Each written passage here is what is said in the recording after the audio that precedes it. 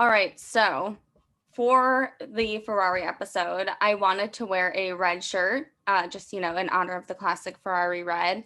Come to Naturally. find out, naturally. Come to find out, though, I don't own any normal red T-shirt or top in general. So Ferrari, if you ever hear this and you have a spare, call me.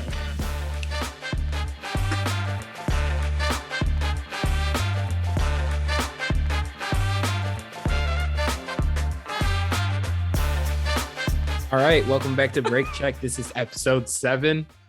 This is our Ferrari episode. No race this weekend. Australian Grand Prix is next week. We will actually end up being able to record on time due to some just COVID restriction mix-ups with my trip. I'm still going to be out of town, out of country, but I will be back sooner than expected. Megan, great job on the cold open. I didn't have time to think of anything off the top of my head, but I do have to make fun of you because you said you don't own a red shirt, and our college mascot was literally called the Redmen and Lady Reds. So either you are lying or they're probably deep in storage somewhere. I have moved quite a bit, so got it. Yeah, there's someone in New York has all of Megan's Carthage gear. Yeah. So this episode is going to be a little bit different. We are going to be picking teams and just kind of going through some of their histories, and then each of us will pick one of their drivers to just kind of do a little bit of bio on, let our listeners know, what they're like, what their path to Formula One has been. And I think we will be starting with Ferrari today. Megan is going to take us through most of the history, and we'll be covering Charles Leclerc, and I will be doing Carlos. I will chip in here and there. If anyone has heard of the podcast Crime Junkie, their co-host Britt just kind of goes, huh? Wow. Over and over. So I'll be doing stuff like that. I haven't had a ton of time to prep for this episode, so I'll let kind of Megan take the reins. Like I said, I've had a bit of a busy days figuring out this trip. For the 4-6 people who watch on YouTube, I hope you don't mind. I'm wearing my blanket. It makes me feel nice, and it's very cold in my room right now. So, Megan, do you want to take us away? I would love to. Thanks for that intro, Juan. Mm-hmm. I also do like I think is it elephants or horses? Yeah, these are elephants. These are elephants with some patterns on the top where someone would sit. I bought this at TJ Maxx for $14.99 about 6 years ago, and I never looked back. And actually, for those who don't know me, which is most people listening to this, I am mostly always wrapped in a blanket, so it's very important to me. This is like, I never grew out of my blankie stage when I was a kid, and it has something that has genuinely stuck with me through my 25th, 26th years of life. So now that I got that out of the way, that's my deepest secret. We can talk about race cars again. Great. Yeah, so Ferrari, they are the oldest active Formula One team on the grid. They've been competing in every season since the inaugural season of Formula One in 1950, which I think is kind of a fun fact. The team was founded by Enzo Ferrari, and he was also a motor race driver for Alfa Romeo. He started his career with them after fighting in World War I. And we're not going to get too much into Enzo's history, just given that we want to focus a little bit more on the Formula One side of it. But they have been competing since 1950. He had been racing cars since 1929. And then the Ferrari name became official after the non-compete with Alfa Romeo in 1947, which I thought was kind of a fun fact too. Just knowing, it reminded me how old the Alfa Romeo team really is, or how old the car really is. But there's, like we said, there's so much more history with Ferrari. I thought one fun fact of it that I learned while doing some of the research was that they were a racing operation first before they were a car company. So they actually, for a very short period of time early on, they used the funds from selling their cars to help fund their Formula One team, which I thought was pretty cool. That's really cool. That's super sick. Also, let me just say, the fact that nowadays, if you say Ferrari, everyone's going to think about the car brand and the car brand first. But the fact that your last name just becomes like synonymous with something, like so like someone thinks of your name as like the most famous car brand in the world. That's you made it. You made it. Yeah, right. Enzo, if you wherever you are, he's upstairs right now. Yeah. Yeah, Wherever yeah, you are, you did good. All right, that's all. Go on. yeah. Yeah, and there's still a rare car today. I think it was 9,000 cars a year developed by Ferrari, so they're still pretty rare, still pretty unique. Crazy how old of a history that they have, though. And then they also, of all of the teams on the grid, they are the one with the most drivers who have won driver championship. So 15 different drivers, or not 15 drivers, but 15 times a driver has won driving a Ferrari in Formula One, which they currently still hold the record for, even with Mercedes winning, whatever, 7 or 8 the last 10 years. So Yeah. Yeah, we'll see how long that record holds up. Probably for a while, honestly. yeah, most likely. Yeah, I don't think we'll get another Hamilton anytime soon. Now, there are so many Formula One drivers through the years that have driven with Ferrari. So I won't go into all of them, and I apologize ahead of time if I don't name one of your favorite Formula One drivers in Ferrari. It is no offense. I just picked some of the more notable ones I think that anyone, especially a newer fan, would recognize. Of course, firstly being Michael Schumacher. He's a 7-time world champion, and he won 5 of those with Ferrari. So currently him and Hamilton are tied for the most world championships. People are hesitant to say whether Lewis should win another one or not, just given Michael's record. But yeah, one's agreeing. But if you've noticed too, Lewis has been breaking a lot of records recently, and those records he's beating is Michael Schumacher. So he, of course, is one of the most notable ones. There's also Juan Fangio, who is a 5-time world champion, and he won one of those with Ferrari. There's also Niki Lauda, of course, who is a 3-time world championship, and he won 2 of those with Ferrari. Alan Prost, 4-time world championship, none with Ferrari, unfortunately. Kimi Räikkönen, who actually retired this past year, he won once, and that was with Ferrari in 2007, and he was with Ferrari for quite a while, pretty much until Charles came and replaced him. They pretty much switched spots, but we'll get into that. And then lastly, Sebastian Vettel, of course, everyone's pride and joy. He's a 4-time world champion, but unfortunately, he didn't win any with Ferrari, which was pretty painful. He was very close with Michael Schumacher and is now pretty close with his son. Michael Schumacher's son, you guys might recognize the name too, Mick. He is driving for Haas right now, and he is a Ferrari driver academy, or in the Ferrari driver academy. Shout out to all my Juanes. Didn't know that there was a world champion named Juan. Sorry, I'm just adding in my commentary afterwards because Megan did all the work. Let me just freeload off that. Hold up. Michael Schumacher, 7-time world champion, won 5 with Ferrari. Yeah, Schumacher and Lewis Hamilton are like the Michael Jordan LeBron dynamic. If LeBron won as many championships as Michael Jordan, so Lewis is probably better than LeBron. Anyways, sorry for another basketball take. Niki Lauda, who was actually kind of an advisor of sorts on Mercedes during Lewis's run. So it's actually kind of funny. A lot of people who try and make these teams kind of rivals with each other historically, but they have a lot of connections. And I actually didn't Michael Schumacher drive with Mercedes as well?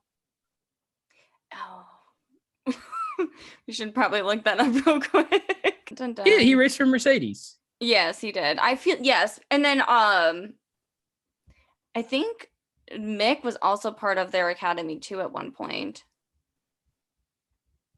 Mercedes? Yeah.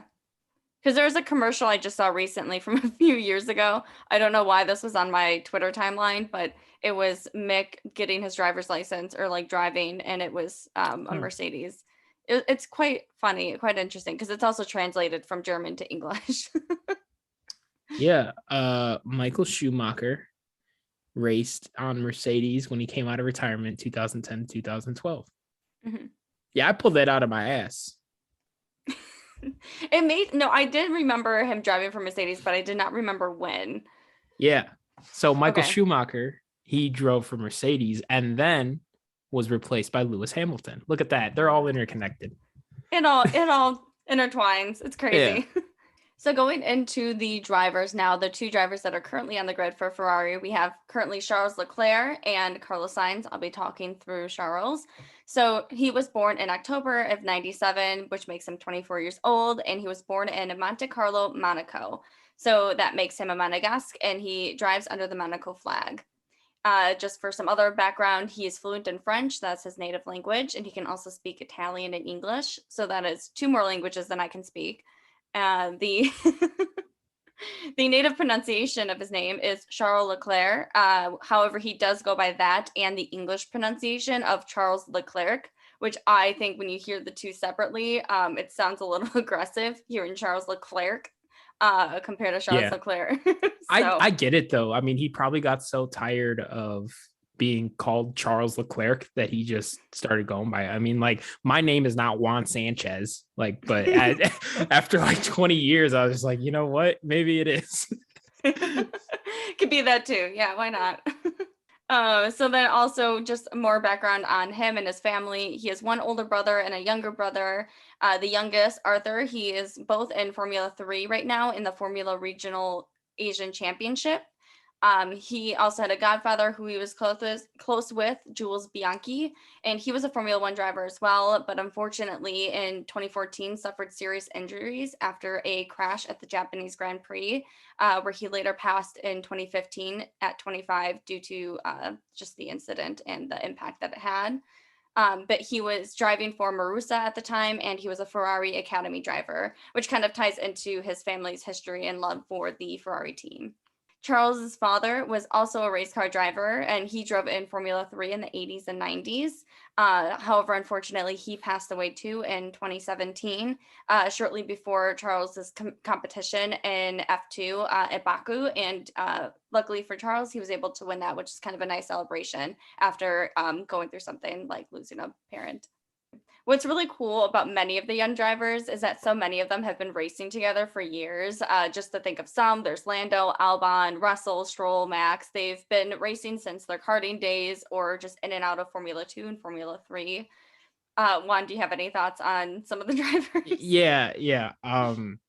So there's actually, I've seen it online a couple times and I've seen a couple people talk about it. There's like maybe it's just a rumor, but there's like a long standing story that Charles actually like genuinely dislikes Max Verstappen because of something that happened when that they were younger drivers, and that he has just like never forgiven him, and that like they're like nice guy like kind of interactions this year have seriously been a front, and Charles like really wants to beat him like really bad. So I, who love the drama, and personally, I am of the camp that I don't think Drive to Survive exaggerates it that much. I really think these guys don't like each other. Regardless, I would like to see that play out more. That's just me. Maybe it's the American in me. Yeah, I am curious to see how their fight between the two of them is this year, because unlike Max and Lewis, Charles and Max have been racing together since 2012, 2013. And they're back in their karting days, if not, further along. So I think that they just have a longer kind of oh God, what's the word? Relationship. Rivalry. They have a longer rivalry, I guess, against one another. And they're both a bit more aggressive on the field than other drivers and take bigger risks when competing and fighting for position. So it'll be really interesting to see how it plays out. I think they've been playing a little bit nice right now, but whether or not this sticks, I'm not entirely sure. Oh yeah, I mean, right now they're it's the start of the season. One of them has won one race, the other one's won the other. One of them's going to win 3 races in a row, and the other one's going to lose it. So we'll stay tuned for that. Yeah. Well, even in their karting days, and I think it was 2013, Charles won the Euro Championship, but then shortly after, Max won the World Championship and Charles was second. So they've always kind of been neck and neck since karting, really, which is, it's fun to see that play out again now. Then going further into his career in 2014, he was in Formula Renault Alps, and he was second place in the championship against Nick de Vries. And Nick de Vries, if any of you follow Formula E, he's currently a driver for them, and he is Mercedes F1 reserve driver.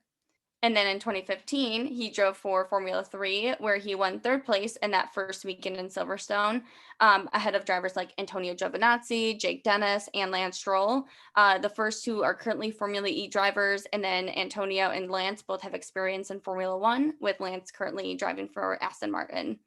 And then in 2017, Charles became the youngest driver at the time to win the Formula 2 championship. And in their rookie year, he was 19 years old at the time and 356 days, which sounds super specific, but they do count that when it gets really close. So, and then back in 2016, he also joined the Ferrari Driver Academy, similar to his godfather. And then in 2018, signed with Sauber, which is now Alfa Romeo. He signed with them for 1 year as one of their two drivers in Formula One. 1 year later, he was signed by Ferrari on a 4-year contract. It was one of a bigger moves, I think, from one of the top teams. You know, Mercedes, McLaren, Ferrari. They were usually picking older, more experienced drivers, and I think this was one of the first steps of many of a well-respected older team taking on such a young driver who didn't have as much experience, and it pretty much worked out for them. In his first year, he scored. He came in 4th place in the driver championship, and he actually scored above Vettel, which was a bit shocking to many because Vettel, was expected to do so well with Ferrari after moving from Red Bull. And he had 2 wins in his first year with Ferrari, 10 podiums, and I think 7 pole positions. Because Ferrari, obviously, they're hot right now, and like they're the top team, but they were not in the last couple of years. Do you think when they signed Charles, to that longer contract, do you think that they kind of had an idea that it was going to take a couple of years to get to where they wanted to go? I think so. I think they even kind of cover that in the earlier Drive to Survive series, where they kind of knew that the car wasn't where they wanted it to be, but they knew, come 2022, which is like where the end of his contract would have been had they not extended it. They knew by that point that they would get there. And I think signing him on early was a good decision because it allowed him to get comfortable in the car, comfortable with the team, settle in, and then come, the time that they had a great car, you can see it's paying off for them.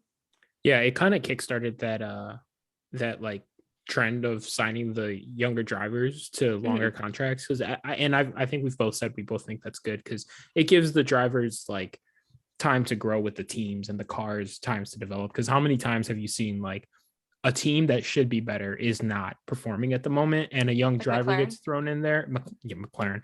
A young driver gets thrown in there on a 1-2 year deal, and then it's like, well, he's bad, but no, like his car was trash, Right. So I think they did a really good job, and I think it obviously paid off. Yeah. And I'm excited too now that we know he'll at least be with them until the end of 2024. And I know they re-signed Carlos Sainz recently too. So I think too, having like the same duo, it worked out really well for Mercedes having Valtteri and Lewis together for so long. And I think Ferrari will do the same, and I think it'll work out for them. Yeah, But definitely. one last thing on Charles before we get into Carlos, it's that, looking at the season, what I'm hoping for Charles is, anyone that has been following the sport or following him for a while knows that Charles has yet to finish a race in Monaco, which is his home race. That includes Formula 2 and Formula 1. He has either had a crash or car issues, and it has inhibited him from completing in his home race, which is heartbreaking for many. So, my hope for him this year is that he can at least finish the race in Monaco. If he can complete it, get to the finish line, no DNFs or anything like that, I think that would be the dream for many Ferrari and Charles fans. Yeah, no, someone keep Max Verstappen away from Charles during Monaco this year. I want that man to finish the race. Please. just put Carlos and Checo as buffers between the two. Figure it out at the end. Just let them finish. So Ferrari's other driver, not their number 2 driver, not if you ask them, but maybe if you ask everyone else. We'll see if he wins a couple races to kind of hold off that designation in the next couple of weeks. Carlos Sainz. Actually, hold up. Let me code switch real quick. Carlos Sainz Vasquez de Castro, full name. He is from Spain. He's 27 years old. He is the son of a 2-time world rally champion. There's actually, if you plan on seeing Drive to Survive or see Drive to Survive, his dad is pretty present in some of the earlier seasons. And he makes a pretty big deal about, wanting and allowing Carlos to like kind of make his own name. Carlos doesn't want to make it on his dad's merits. He kind of wants to be his own driver, his own person, see his own success. And his dad is super supportive, which is really cool to see. I think his dad seems like a great guy, and his whole family seems very close.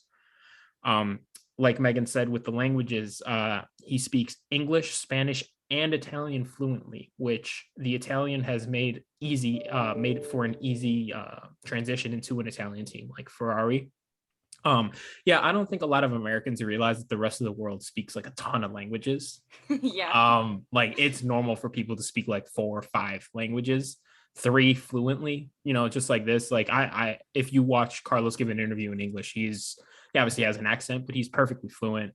So I think it's really impressive, just kind of the different international responsibilities these drivers can take on with media and just like relating to different fan bases and stuff like that. Because I mean, Carlos isn't Italian, but the Ferrari fan base has accepted him like one of their own. And I think that's really cool.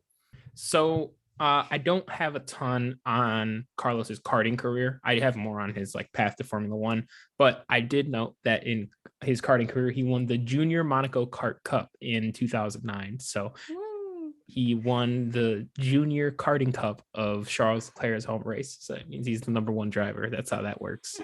But yeah, so his path to Formula One, he started out in Formula BMW, which was a junior racing league. It was intended for drivers to like have their first car racing experience. So it was a good transition from the karts to actual cars, because it's a very big difference. I'm sure it's a lot scarier, a lot harder.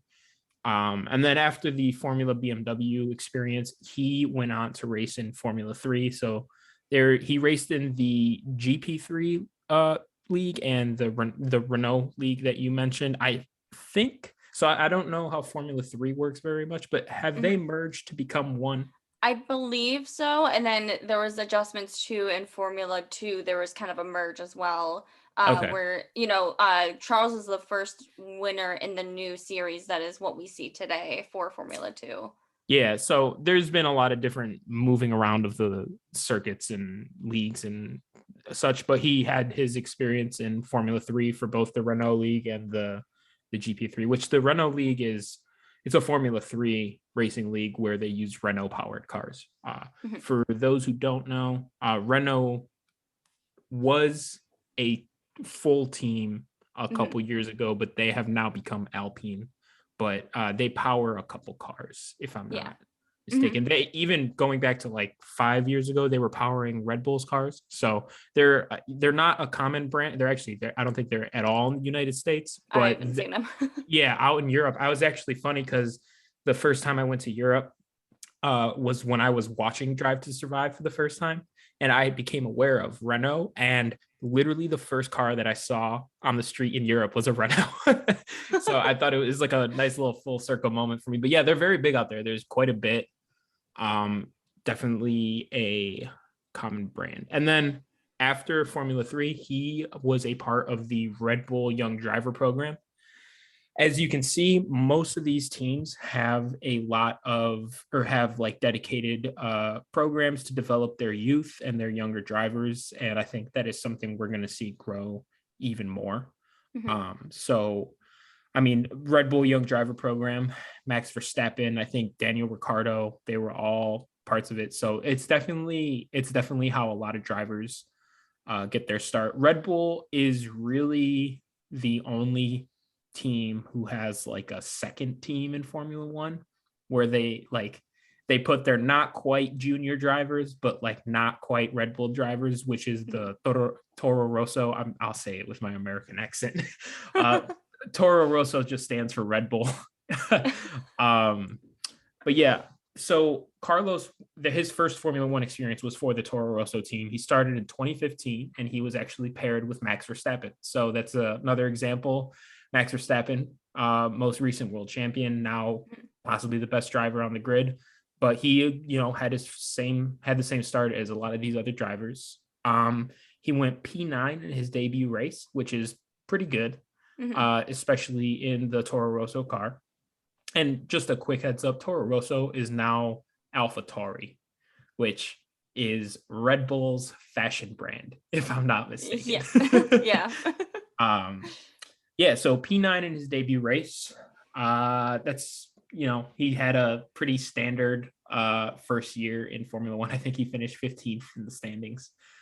And then 2016, he scored 46 points and finished in 12th place. So he did a little bit better. He scored points in all over the place. Australia, China. He got sixth at his home race, the Spanish Grand Prix. Monaco, Canada, Austria, Britain, Hungary, USA. Before we only had one race. Brazil, and yeah, so he had a pretty decent start to Formula One. Nothing like incredible, but he held his own. And honestly, do you know how that's compared to like other drivers who have gotten their start in Toro Rosso, AlphaTauri? For Toro Rosso and AlphaTauri, I think it's a little bit lower. I mean, if you look at like Pierre or even Tsunoda, they did a little bit, I think, higher in the rankings for their Okay, debut, especially yeah, Yuki. But they also had a stronger car, I think, at I the was about to time. say I don't think Toro Rosso was the best car back no, in, no. so Yeah, um, that's another distinction too. As Red Bull has gotten better, their junior team has also gotten better. AlphaTauri is like it's on another league compared to Toro yeah. Rosso. Toro Rosso was definitely a back of the field Yeah. And car. other teams, I do want to know, other teams do have like a secondary team. Like there's Alfa Romeo, they're all kind of in line with other of those bigger Mercedes teams. But for Red Bull and AlphaTauri are like the most obvious duo, I think. Like Yeah. they're the ones who constantly switch their drivers out. You saw Pierre and Albon get switched halfway through one of the Mhm. seasons. So they're the ones that you kind of make it a little bit more obvious and use their Yeah. secondary team to help their first team. Yeah. To be fair, I think most people don't realize Williams is kind of Mercedes' second team, Yes. Yep. which is funny because in the last 6-7 years, they couldn't be more different. But I mean, George Mhm. Russell came from Williams to Mercedes. There's obviously a connection there. I think so. Yeah. 2016, Carlos had a bit of a better year. Like we said, the Toro Rosso car was not that strong, but he was still scoring some points here or there. And then actually starting with the 2017 United States Grand Prix. So 2017, he started the year on Toro Rosso, but starting at the United States Grand Prix, he actually switched to Renault. And from there, and we've seen this before, like you mentioned, with Albon and Pierre Gasly switching the Red Bull seats. But I think it's kind of weird to see a driver go from the Toro Rosso team to the Renault team. Yeah. But he ended up finishing the year at Renault. He partnered with Nico Hulkenberg, who was just the reserve driver the last two races for Aston Martin, right? Yeah. Yeah. So in his first race with them, he finished seventh, which again, Carlos has a pretty good habit of making strong debuts. And then combined between his time at Toro Rosso and Renault, he finished ninth on the season in points, which is pretty good, Mhm. given that he spent some time in that slower car. And Renault wasn't exactly like cooking Top. at the time. Yeah. So yeah, finished the season ninth, kept steadily getting better. And that's something that you'll see with Carlos is he just consistently just gets better and better and improves and works very, very hard.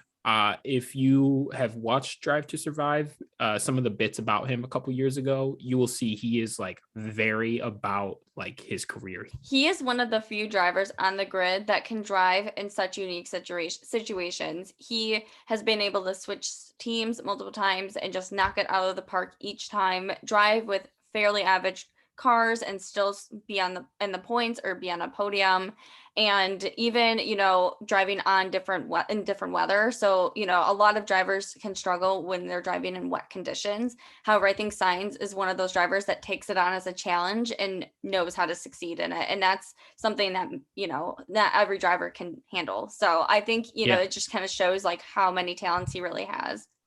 Yeah, and are we recording? Yeah, we are recording. Yeah. Uh, I think we saw that what you said with the wet conditions. So he switched to McLaren in 2019. After Fernando Alonso retired, kind of, he ended up Yeah. coming back. He drives for Temporarily. Alpine. They actually technically kind of ended up switching a little bit because Fernando Alonso drives for Alpine now, which was formerly Renault. But you saw that wet driving ability when it really hampered his teammate at the time at the Russian Grand Prix, and he threw a small fit. Lando Norris, please win a race. Carlos, also please win a race. Someone besides Max and Charles, please win a race. Um, even Lewis at this point. God. Yeah, All right. please. Besides the point.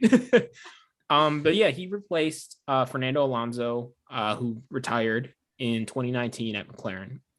He had a bit of an unlucky start at McLaren due to just some car issues and a couple of crashes. But after he got past all that, he was pretty consistently in the points for the rest of the year. And he actually finished and battled and finished for sixth place in the standings with Albon and Pierre Gasly, who were both at one point in the much faster Red Bull car. So I think that sixth place finish his first year at McLaren kind of woke people up and were like, oh, hold up, this guy, he's pretty good. Yeah, he's very, very good. He got his first podium with McLaren at the Brazilian Grand Prix after Lewis Hamilton received a penalty for causing a crash. He had finished fourth, but that moved him up in the third. And you actually get to see that in Drive to Survive as well, just kind of the behind the scenes of that. It was kind of funny because it was like all the celebration was over, and then they gave Carlos this like little bottle of champagne or something to go celebrate by himself for getting third. It was pretty nice. And then 2020 with McLaren, he finished sixth again, but he also had 6 top 5 finishes, which is a career high for him. So he started regularly being on the podium after he got to McLaren. McLaren, not the fastest car in the world, but before this year, they were almost kind of the best of the rest. So yeah, they had a quick car. He was starting to show what he did. It seemed like he had a pretty good future with McLaren until he surprised everyone. And in 2021, he signed with Ferrari on a 2-year contract. He replaced Sebastian Vettel. So a lot of people, Lando included, just other drivers, they were not sure why he switched to Ferrari, because at the time, Ferrari was not very good. And they already had seemingly locked up their like driver of the future. So he was going into a situation where they already had their guy, and they at the time, I would say McLaren was probably doing better than them. But Carlos rolled the dice. Both him and Ferrari rolled the dice. They took their chances on each other, and it has worked out really, really, really well. He signed in 2021. He adapted to the Ferrari team very quickly and was performing well off the bat compared to Leclerc, who I think had already been there for a few years, a year or two. Which normally there's like some kind of like period of getting used to the cars, because these cars are very different. He finished 5th in the standings last year, ahead of Leclerc, which I think surprised a couple of people, because as we see this year, Leclerc is probably the driver of the two. But last year, Carlos Sainz took advantage of every opportunity he got, finished 5th in the standings, finishing ahead of Leclerc and his former teammate Lando Norris, which is always, when you switch teams, you want to do better than both your former teammate and your former team. I think that's just kind of a given how competitive they are. But yeah, that is Carlos's path to Ferrari today. He is on Ferrari. He is second in the driver's stand, second or third right now. I want to say second. Yeah, he's second still. Second. Yeah, so he's still second. He's doing well. It looks like they're the favorites for the constructors. I think he just signed for 2 more years, which is got to bring him some peace of mind. But yeah, that was his path to Formula One. Every step of the way has proved that he is not only a good driver, but he's a driver willing to get better. I think he's a driver willing to learn from mistakes, work hard, work with his team. He's very level-headed. Like, you never really hear about him getting in spats with his team or his engineers, or he's also gotten along better with his teammates than I would say most drivers have, which not to just denounce him to be a number 2 driver for the rest of his career, but like, teams appreciate that when you can have a driver who can still compete for podium and wins, but not be a headache to the team and be a headache to the other driver, and just kind of the general vibe. I seriously think he's like the perfect teammate in Formula One, someone who can help you out when you need, someone who can carry you if needed. Very excited for the rest of his career. He he might be my favorite driver on the grid. I know I'm a big Lewis fan, but I'm a very big Carlos Sainz fan as well. Yeah.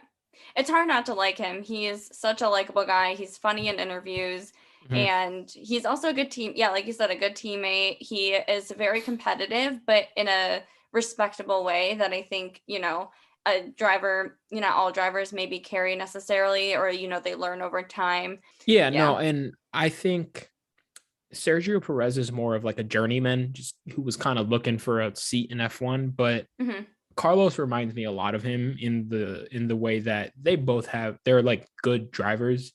They don't cause too many problems. Hmm. They work very hard. They learn from their mistakes. They're consistent. They're Yeah. very, very, very consistent. And I think Carlos will have a better career than Sergio, but I think that's a good comparison for him Yeah, of I agree. as he ages. I think Yeah. what we can expect from him. Yeah, very few drivers provide like that much consistency. So Yeah. I think, if Science is able to continue to do that and hopefully win a race or two this year, even if it's not Charles, I think Carlos is equally a contender still for the championship. Oh yeah. I mean, he wins one race in the next three races, and he's back. Back up there. He's in it. Yeah. So yeah, we'll see. I do think he can win a race. Mhm.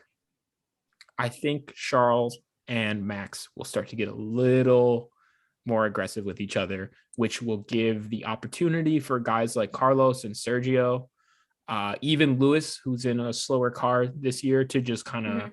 start to put a little bit more pressure on, podiums and race wins and stuff like that. Yeah.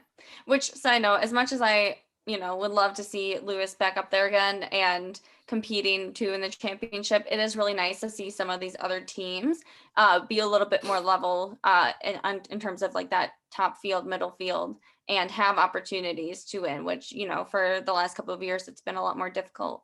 Yeah, absolutely. And people might have thought, oh, Red Bull just won the driver championship. They dethroned Lewis Hamilton. They're gonna destroy everyone next year. No, no. Like they Mm-mm. walked into this year maybe thinking it was gonna be kind of easy. Absolutely not. I mean, I think they were expecting a fight with Mercedes, and they got maybe an even bigger fight with Ferrari. So Yeah. it'll be interesting to see how it plays out. It is very refreshing to see just different drivers, different teams, just kind of get their fair shake. Well, if you've made it this far, thank you guys so much for listening. I hope we covered all of your questions and hopes and dreams of Ferrari. We'll be doing these kind of throughout the season just to go over the different teams so you can learn a little bit more about who's on the grid and the drivers that are currently driving for them. There's different breaks throughout the season, and the summer break will be quite long. We'll probably take a break then as well just to get, refocused on what the rest of the season to come. But if you guys, enjoyed this episode, stay tuned. We'll be having an Australian Grand Prix recap after that happens. And, make sure to like and subscribe if you're on YouTube, of course, if you're on Spotify, Apple, and check out our Instagram to stay up during the weeks.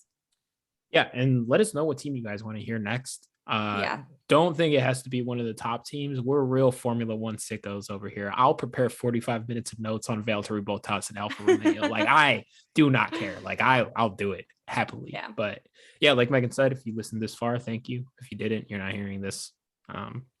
Yeah, That's we'll see you after the Australian Grand Prix. Manifesting a good finish for Daniel. Manifesting a Carlos Sainz victory at some point in the next couple lunar cycles. Yeah, go from there.